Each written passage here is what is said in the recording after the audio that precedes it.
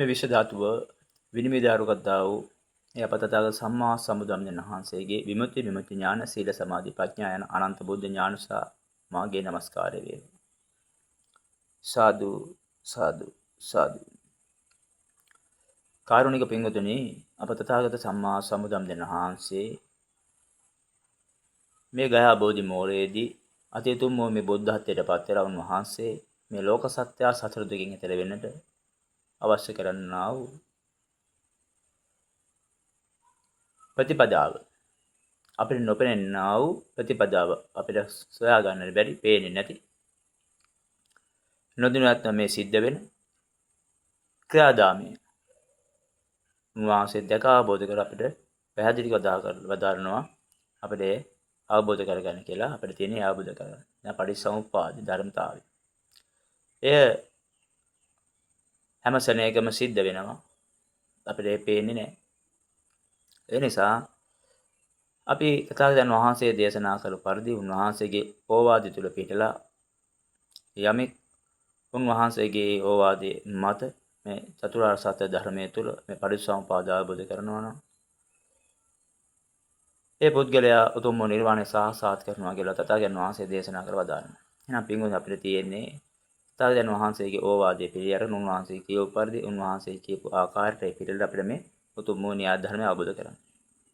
කාරණක පින්වතුනි, මේ පටිච්චසමුප්පාද ධර්මයේ තුල තථාගතයන් වහන්සේ පැහැදිලි කරලා පෙන්වන අපිට මේ පස්ස වේදනා තණ්හා කියන කාරණාව. අපිට මේ පස්සේ නිසා ඇතිවෙනා වූ වේදනාව අපි මමත්වෙන් අරගෙන ඒ තුල තණ්හාවෙන් අපි උපාදාන භව කරගෙන අපි මෙතනින් අන්න විදිහට අවපච්චය ජාති ජරා මරණ ව්‍යාධි යන ආකාරයෙන් අපි මෙන්න මෙන්න සසරේ මැරෙමින් ඉපදෙමින් මේ සසර ගමන යනවා ඉවරයක් නෑ. අන්න ඒ සසර ගමන ඉවර කරගන්න තමයි විනාශ මේක පැහැදිලි කරලා දාලා තියෙන්නේ.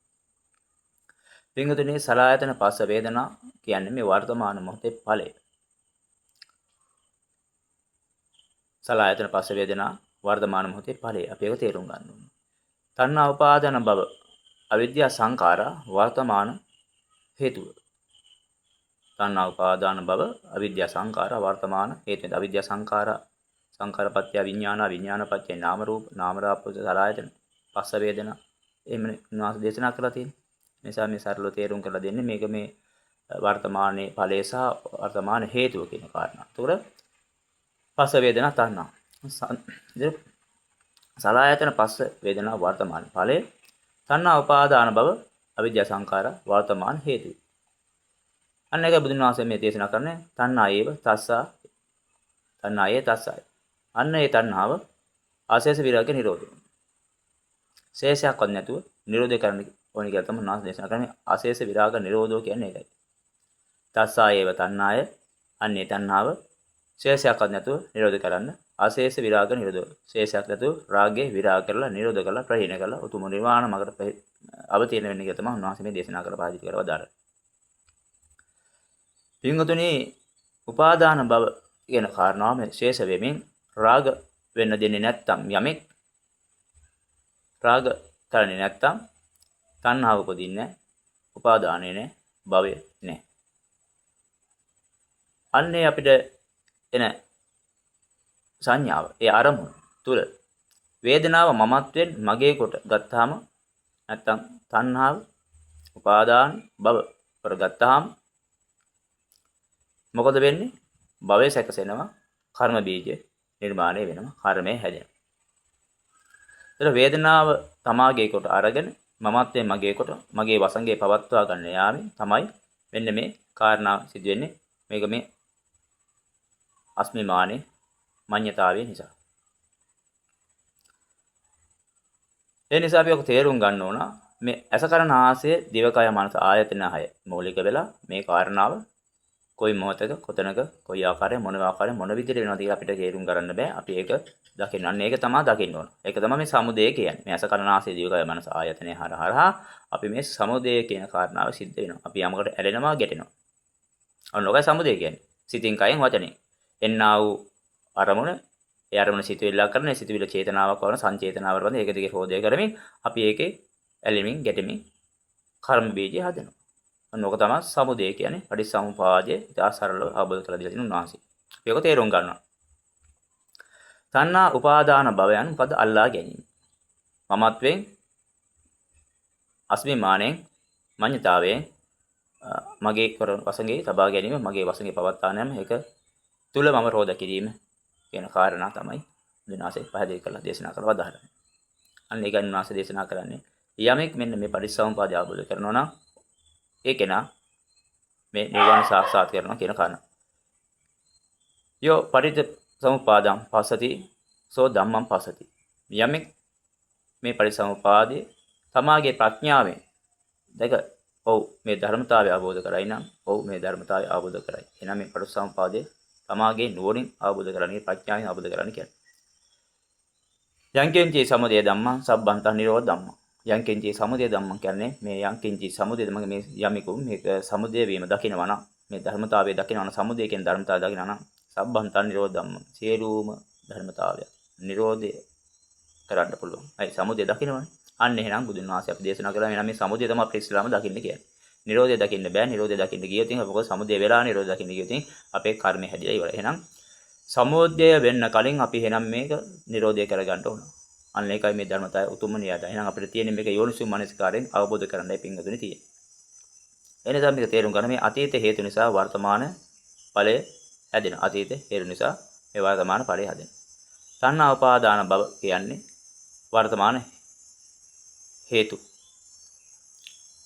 එතකොට අතීත හේතු නිසා වර්තමාන ඵලය හට ගන්නවා නම් තණ්හා උපාදාන භව නැත්තම් වර්තමානයේ හේතු හැදෙන්නේ නැහැ. තණ්හා නැහැ, උපාදාන නැහැ, භව නැහැ. එතන එනම් විද්‍යා විමුක්ති. ඒ කියන්නේ නිර්වාණය සාක්ෂාත් කරගන්න පුළුවන්. එහෙම නැතුව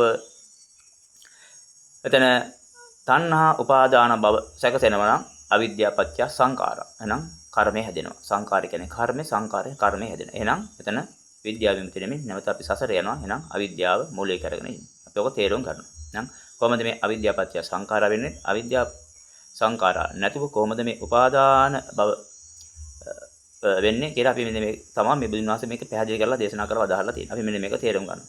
ඊට අපිට මුලින්ම ඇති වෙන්නේ මොකද්ද? සංඛාර වුණොත් උපාදාන භව ජාති ජරා ව්‍යාධි මරණ මේ ආකාර සැකසෙනවා. තණ්හා උපාදාන භව නැත්තම් විද්‍යා විමුක්ති නිබ්බාණය කරා අපිට පියමන්න කරන්න උන්වහන්සේ මේක පැහැදිලි කරලා දාලා තියෙනවා. අතීත අවිද්‍යාව නෙමෙයි එහෙනම් අපිට කරන්නේ අවශ්‍ය නැති කරගන්න තියෙන්නේ මේ මොහොතේ ඇති වෙන්නා වූ අවිද්‍යාව. එහෙනම් මේ මොහොතේ තමයි මේක වෙන්නේ පින්වතුනි. අපි තේරුම් ගන්න මේක වෙන්නේ මේ මොහොතේ කියන එක තමයි මේ කාරණාව උන්වහන්සේ පැහැදිලි කරලා දාලා තියෙන්නේ. එහෙනම් මේ මොහොතේ තමයි මේ අවිද්‍යාව පත්‍ය සංඛාර සංඛාර පත්‍ය විඥාන නාම රූප සලආයතන පස්ස වේදනා උපාදාන භව තණ්හා මේ විදිහට තණ්හා උපාදාන භවය සැකසෙන්නේ ජාති ජරා මරණ ව්‍යාධි සැකසෙන්නේ. අපි මේක අවබෝධයෙන් දකින්න ඕන. දැන් මේක අවබෝධයෙන් දකිනාම අපිට පුළුවන් උතුම් නිර්වාණය සාක්ෂාත් කරගන්න. එහෙනම් පින්වතුනි අපිට අවබෝධ කරගත යුත්තේ මෙහෙනම් මෙන්න මේ පටිච්චසමුපාදය. අන්න ඒකයි බුදුන් වහන්සේ කියලා දෙන්නේ යමෙක් තමාගේ නුවණින් තමාගේ ප්‍රඥාවෙන් මේ පටිච්චසමුපාදය දකීද ඔව් උතුම් නිර්වාණය සාක්ෂාත් කරගනියි. අපි මේක අවබෝධයෙන් දකිනවා. සදාගත වාසයේ පැහැදිලි කරනවා පින්වතුනි අතීත හේතු පච්ච ඉදානී ඵල පංචකං ඉදානී හේතු පංච අයිතින් ඵල පංචකං. මක්ද මේ පැහැදිලි කරන්නේ අතීත හේතු පහ නිසා වර්තමාන හේතු පහ ඇති වෙනවා. වර්තමාන හේතු නිසා අනාගත පැවැත්මට හේතු පහක් හැදෙනවා. අතීත හේතු කොමුණාද? අවිද්‍යාව, සංකාර, තණ්හා, උපාදාන භව. අතීත හේතු වර්තමාන ඵලයේ සැකසෙන්නේ. ඒ මොකද්ද සැකසෙන්නේ? විඥානේ නාම රූප සලආයතන පස්ස වේදනා කියන කාරණා. මේ මූලික කරගෙන නැවතත් වර්තමානයේ නැවත අවිද්‍යා සංකාර තණ්හා උපාදාන භව සැකසෙනවා. මෙන්න මේ ආකාරයෙන් අපි සසරේ මැරෙමින් ඉපදෙමින් හේතුම් පටිච්ච සම්භූතං හේතු භංගා නිරුද්ධති. එහෙනම් මේ හේතු නැති කරගෙන අපි මේ සසරේ ওই විදිහට ඔහේ මැරි ඉපදෙමින් යනවා.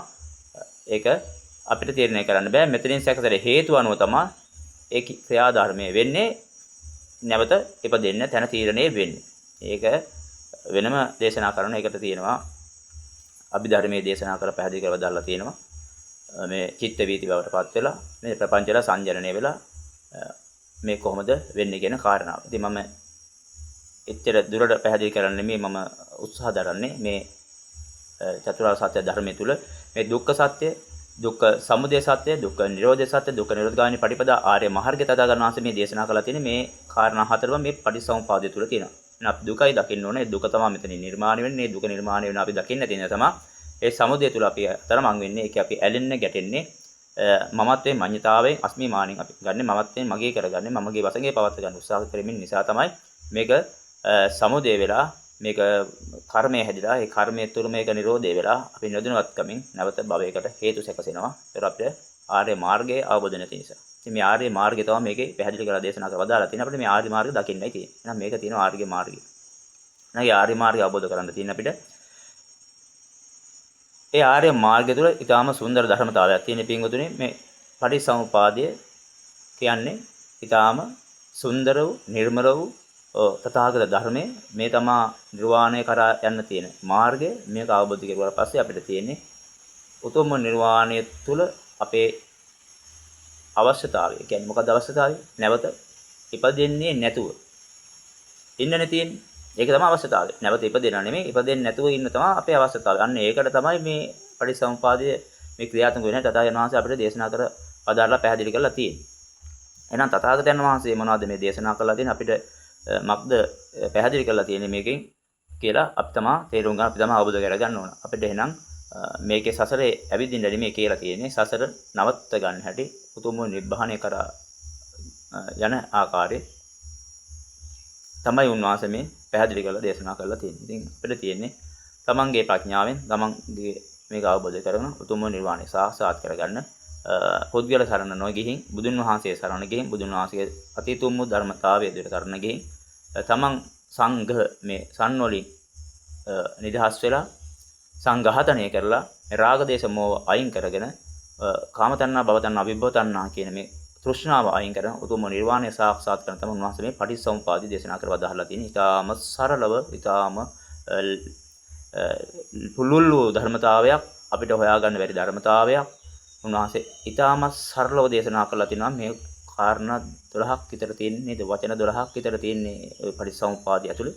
අන්නේ 12 තුළ උන්වහන්සේ ඊටාම සරලව අපිට දේශනා කළ දෙනා පුදුමාකාරයි. අපිට හිතා ගන්නත් බෑ උතුම් නිර්වාණය මෙතන තියෙනවා. දුක්ඛ දුක්ඛ සත්‍ය දුක්ඛ සමුදය දුක්ඛ නිරෝධ දුක්ඛ නිරෝධගාමිනී ගාමිනී පටිපදා ආර්ය මාර්ගයත් එක්ක සියලුම ගමන් මාර්ගය මේකේ දේශනා කරලා තියෙනවා. අපිට තියෙන්නේ මේ අවබෝධ කරගෙන තේරුම් අරගෙන උතුම් නිර්වාණය සාක්ෂාත් කරන සතර කමටහන් වඩන්න තියෙන්නේ. මෙත්තා කරුණා මුදිතා උපේක්ඛාව තුළ උන්වහන්සේ දේශනා කරලා තියෙනවා. මේ මරණ අස්සතිය වඩන්න තියෙනවා. නේද? උන්වහන්සේ අපිට දේශනා කරන්නේ රාගසිතක් හේතුවේදී මොකද්ද කරනවා? දේශසිතක් හේතුවේදී මොකද කරන්න ඕන? උන්වහන්සේ පැහැදිලි කරලා සතර කමඨහන් තුළ උන්වහන්සේ සතර සතිපට්ඨාන ධර්මයේ තුළ අපිට නිවන පෙන්නලා පැහැදිලි කරලා තියෙනවා. අපිට ඊට අසරලව සුන්දරව උතුම් නිර්වාණ මඟද ගමන් කරන්න විතරයි තියෙන්නේ. අපිට මේකේ එලිපෙහෙලි කරගෙන යන්න දෙයක් නැහැ. තථාගතයන් වහන්සේ උන්වහන්සේ බුද්ධත්වයේ ලැබලා අපිට සියලුම එලිපෙලි කරලා දීලා තියෙන්නේ. එලිපෙහෙලි කරලා දීලා තියෙන්නේ අපිට තියෙන්නේ පාඩුවේ අපේ ගමන නිර්වාණය සාක්ෂාත් කර ගැනීමට මඟ පූර්ණ කරගන්න විතරයි. ඒ නිසා තමන්ගේ ප්‍රඥාවෙන් මේ උතුම් පටිච්චසමුපාදය අවබෝධ කරගන්න පටිච්චසමුපාද උතුම් නිර්වාණය සාක්ෂාත් කරගන්න පිළිලුන් වාස දේශනා කර වදාළා තියෙනවා. සියලුම දෙනාට තෙරුවන් සරණයි.